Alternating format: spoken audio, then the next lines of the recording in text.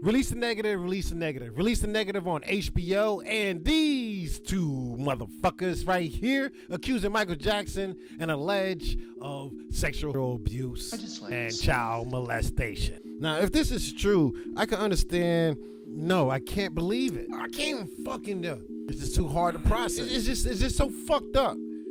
You're coming out now. You had 30 fucking years. You went to court. You went with your family. You was a key witness to the Michael Jackson allegation of abuse. In 1993, both Robson and Safechuck denied being molested by Jackson. And now you coming out because you're about to be at an age like, where the fuck am I in my life? And where did I get? And now you chasing. Now, you seen the documentary of R. Kelly, Surviving R. Kelly. Now, record labels and TV shows and, let's just say, broadcast channels see how much money you can make on these little series accusing people. Now, check out what this man say Michael Jackson did, because there's never been no real detail what happened or supposedly happened in Neverland, where Robson claims 7 years of sexual abuse with the world-famous performer first began. He said to me and my sister, you can stay in one of the guest rooms or you can stay in here with me if you want. And my reaction was, of course I want to stay with you. So you got to stay. So I got to stay. And so it was just Michael and I in Neverland for the next week. And your parents allowed that? My parents allowed that. And the reason why your parents allow it is because they sold you if this allegation is true. If Michael Jackson was really a child molester and he had all these children coming in his house, all these parents should be charged for child neglect. Now, this is the part that fucks me up the most. This part right here, what this motherfucker says right here, that fucks me up so fucking bad that my hee-hee, moonwalking, you know what I'm saying, hair-burning, Pepsi drinking, Michael Jackson doing this to you? God.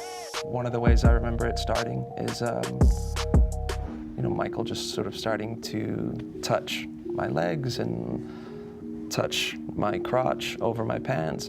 It progressed to him performing oral sex on me, him showing me how to perform oral sex on him. Now, everybody know Michael Jackson is a germaphobe, okay?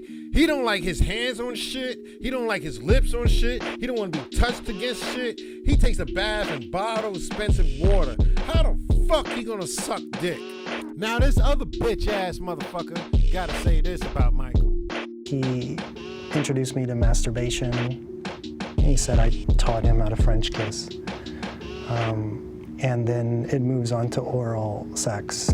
But Are you frightened or thinking this is weird or wrong? No, it's in the context of a loving, close relationship. You don't do that with your mom and dad. Don't you love them? You knew your mom and dad way before Michael Jackson. So that means you knew what was right or wrong. Come on, Jackson. Bullshit. But this is old motherfuckers who've been in the news before when they was kids. Look, the Michael Jackson outfits they got on, that shit ain't cheap.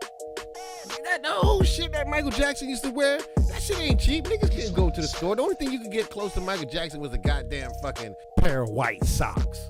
And maybe a glove. It might be a white socks with some glitter.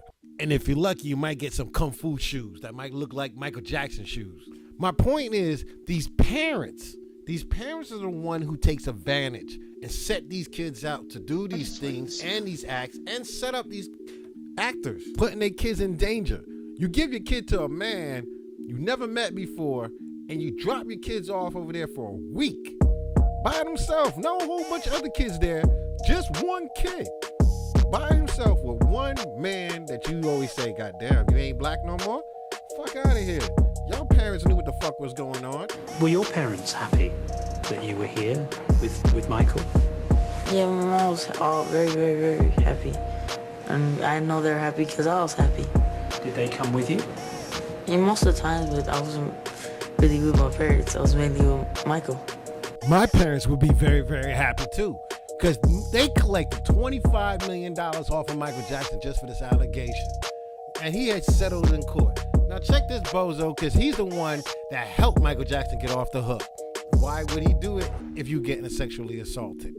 Check it out.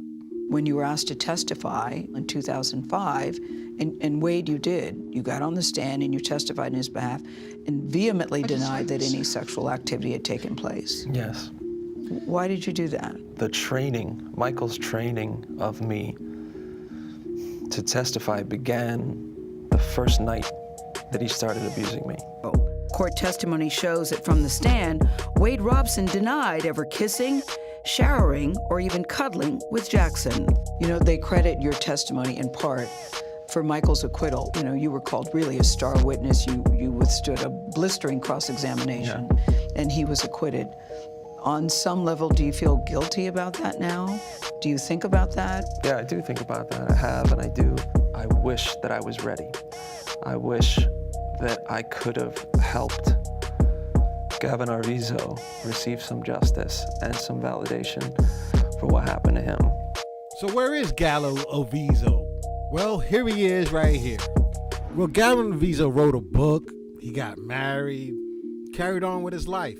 I wonder how Gavin Arvizo feels right now about these two. Both men also sued the Jackson estate, but their lawsuits were dismissed because of the statute of limitations. They are appealing.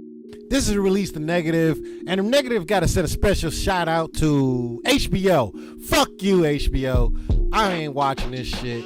You have no morals at all, HBO. You know, producing something like this on a dead man, which was acquitted, and you have no new evidence but some old shit. Negative release.